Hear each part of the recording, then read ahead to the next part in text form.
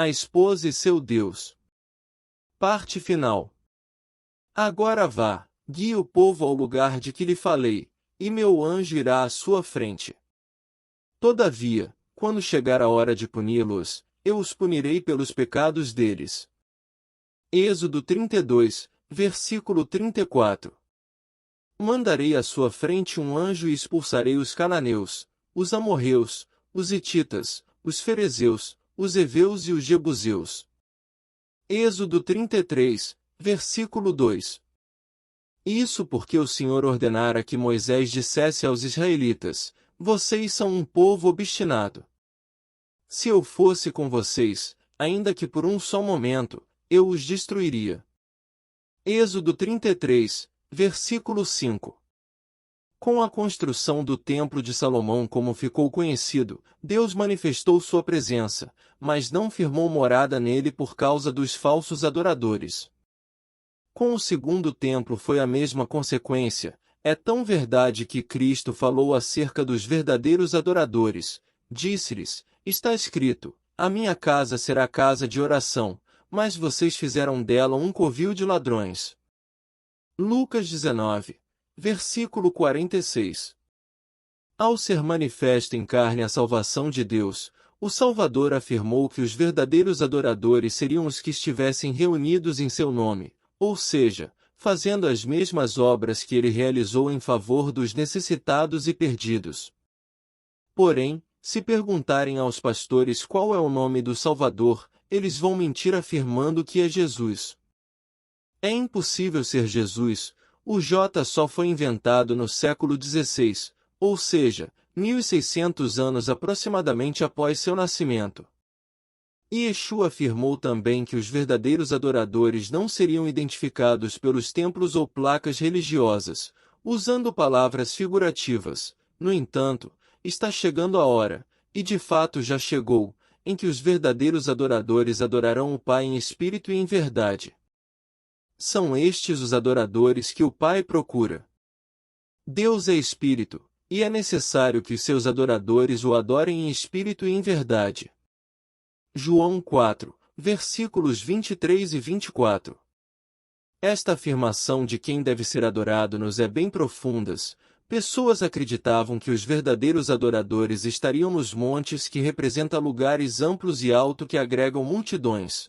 Outras acreditavam que os verdadeiros adoradores estariam no Templo de Jerusalém, que representa bem os templos construídos, sendo alguns de luxos e outros bem simples.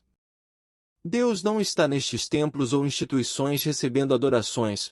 O verdadeiro adorador que constitui a Igreja de Deus é formada por pessoas que amam a Deus, sendo conhecidos por suas ações aos seus semelhantes, que estão congregados não é em um templo e sim em Cristo com Cristo. A congregação destas pessoas não tem administração centralizada e muito menos registros em cartórios.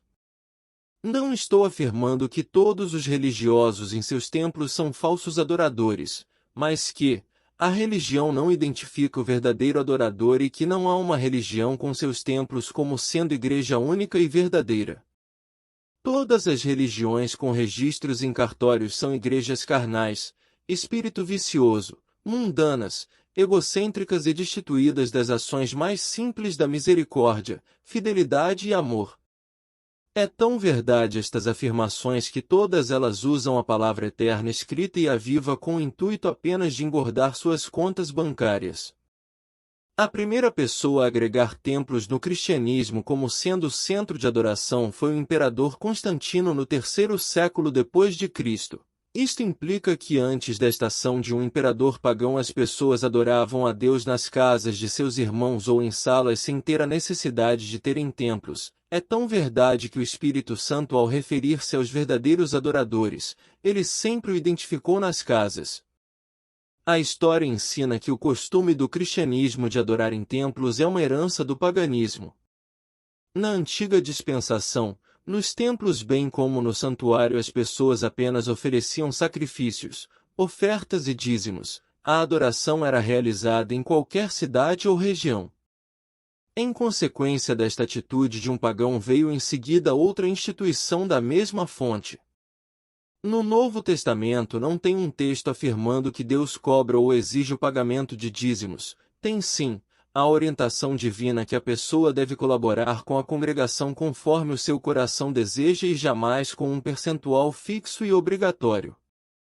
Quem instituiu a cobrança de dízimo no meio do cristianismo foi a Igreja Católica Apostólica Romana já no 8º século da existência do cristianismo. Antes desta data não havia cobrança de dízimo no chamado cristianismo, apenas contribuições. As igrejas hoje cobram o dízimo seguindo um desígnio de sua mãe romana. Em quase todas as ações da mãe as filhas seguem seu exemplo. Deus está à procura de verdadeiros adoradores. Se você quiser ser o primeiro passo é sair espiritualmente do meio dos adoradores babilônicos e buscar por meio das sagradas escrituras a forma correta de adorar o Deus dos deuses. Não rogo que os tires do mundo, mas que os protejas do maligno. João 17, versículo 15. Infelizmente o que tem sido observado é a adoração à instituição, ao pastor e aos seus profetas odiernos. Suas doutrinas e suas crenças são superiores às sagradas escrituras. A minha decisão foi sair espiritualmente da congregação institucionalizada e de suas crenças. Não estou afirmando que os tenho desprezado ou julgado como falsos adoradores, somente o Criador conhece os corações, mas entre crer nas doutrinas religiosas e a Bíblia, fico com a Bíblia. Esta foi minha decisão e qual será a sua? Autor, Eurias Rodrigues Carneiro.